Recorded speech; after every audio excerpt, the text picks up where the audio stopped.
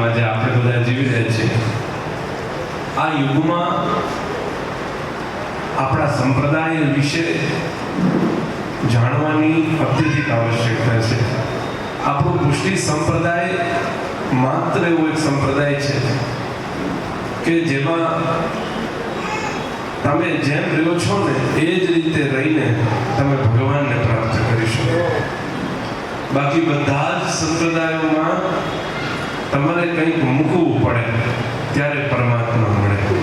પણ પુષ્ટિ સંપ્રદાય મહાપ્રભુજી એવો પ્રશસ્ત કર્યો છે કે આજના સાંપ્રત યુગના કલિયુગના લોકો પણ કઈ રીતે સંસારમાં રહીને પણ સંસારાતીત પરમાત્માને મેળવી શકે એની જો સુગમ વ્યવસ્થા અને એક સમૃદ્ધ પરંપરા શ્રી મહાપ્રભુજીએ આપણને આપી છે.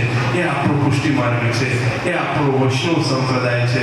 એ શ્રી મહાપ્રભુજી અત્યંત કરુણાવશ થઈ અને આપણા જેવા જીવ કે જેને સંસારમાં જ અનુરક્તિ છે, જેને ક્યાંય ખૂણે ખાતરે એવી વ્યવસ્થા જ નથી ક્યાંય પરમાત્મા મળી જાય, છતાંય મહાપ્રભુજી સામે ચાલીને કૃપા કરીને એ મયોજાત રાખ્યો ગલ કહિયા. આ સંસાર સમુદ્રમાં આપણે બધા વહી રહ્યા હતા, એમાંથી શ્રી મહાપ્રભુજી ગુસાઈથી આપણને બહાર કાઢી અને આ પુષ્ટિ માર્ગમાં આપણને પ્રસ્થાપિત કર્યા છે.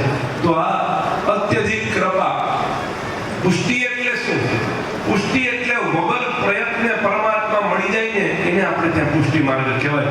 મર્યાદા માર્ગમાં અનેક યત્નો કરવા પડે, જપ તપ કરવા પડે, યજ્ઞ કરવા પડે, ત્યારે જઈને પરમાત્મા મળે તો મળે, નકર નહીં મળે.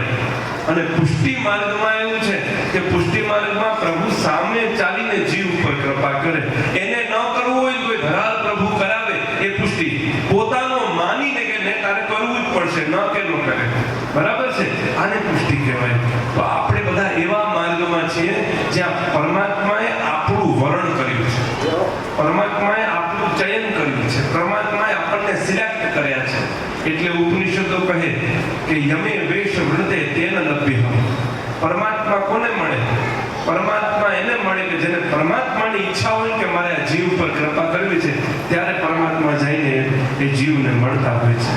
વાદળી કોના ઉપર વરસે કોઈ જાણતું નથી. એને મન થાય કે મારે આના ઉપર વરસવું છે ત્યારે એના ઉપર વરસી જાય. એવા આપણા પુષ્ટિ પુરુષોત્તમ રસાત્મક શ્રી કૃષ્ણચંદ્ર છે કે એમને જ્યારે મન થાય ને એ જીવ ઉપર કૃપા કરે. એટલે અહીંયા આપણે ત્યાં બહુ યત્ન પ્રયત્નની આવશ્યકતા ઓછી છે. આપણે ત્યાં તો બસ રાહ જોઈને ક્યારે કૃપા આપણા ઉપર થાય એ પ્રમાણે, અને આપણા સ્વલ્પ પ્રયત્નથી પણ પરમાત્મા આપણને બહુ શીઘ્રાથી શીઘ્ર મળી જાય, જલ્દીથી જલ્દી આપણને મળી જાય. એટલે તો નથી કોઈ તપશ્ચર્યા કરવી કે નથી કોઈ મોટું એવું યજ્ઞ હોમ કરવું. પુષ્ટિ માર્ગમાં એટલે તો આપણે ત્યાં સેવાને પ્રધાનતા આપી છે.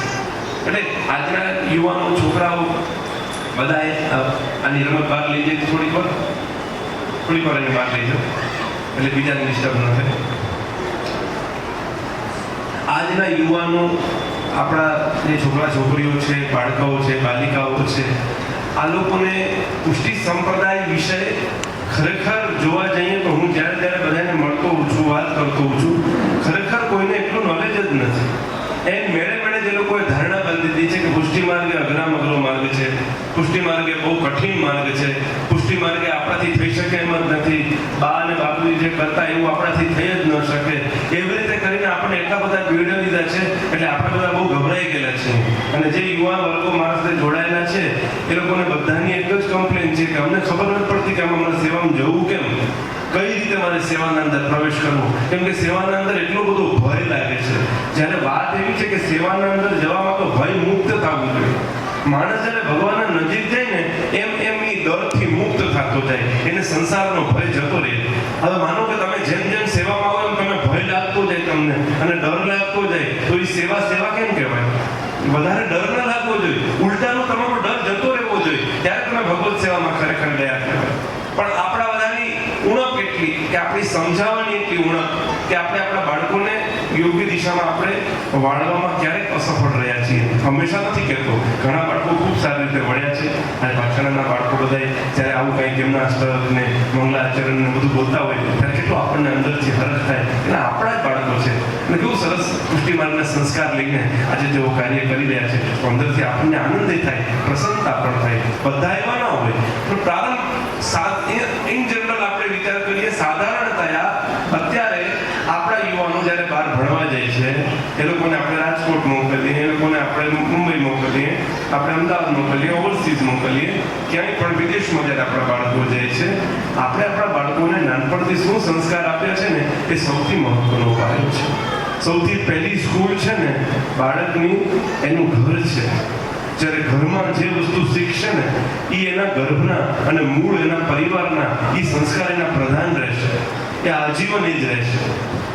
એટલે સૌથી પહેલા જો તમને તમારા બાળકને સારો એજ્યુકેટ કરવા હોય ને તો ઘરના અંદર એવું વાતાવરણ ઊભું કરો કે જેનાથી આપણા બાળકોના અંદર આ પુષ્ટિ માર્ગનું સિંચન થાય. અને જે લોકોને અપરસ મેંડ આ બધાથી જે ડરાવવામાં આવે છે, હકીકતમાં આવી અપરસ મેંડ પુષ્ટિ માર્ગમાં છે જ નહીં. એ આપણી બધાની ગેરસમજ છે, આપણી બધાની અણસમજ છે કે આપણે સમજ્યા વગર આંધળે બેડું ફૂટીએ છીએ. આપણને ખબર જ નથી કાંઈ. અમારા મોટા કહેતા એટલે અમે કરીએ, અમારા દાદા કહેતા એટલે અમે કરીએ, અમારા પરદાદા કેટલા એટલે અમે કરીએ. પણ તમારામાં આપણે છે ને, તમારામાં બુદ્ધિ છે ને, ક્યારેક ગ્રંથો વાંચો, ક્યાંક ગુરુને સાંભળો, આચાર્યોના વચન સાંભળો તો તમને સમજમાં આવે કે મારે કરવાનું શું છે. તમને આપોઆપ સમજ આવશે. પુષ્ટિ માર્ગ આ પ્રકારનો માર્ગ નથી કે પુષ્ટિ માર્ગમાં પ્રધાન કર્મ છે ભગવત સેવા, આચાર દ્વિતીય છે. પણ લોકોએ ઊંધું કરી નાખ્યું, આચાર પ્રથમો ધર્મ. પેલા તમે આચારને ભાવો, પછી તમે ભગવત સેવામાં જાઓ. હવે વિચારો કે જો સેવા અને આચારમાં તમારી દ્રષ્ટિએ પ્રધાન શું છે? મહાપ્રભુજી શું આજ્ઞા કરે છે?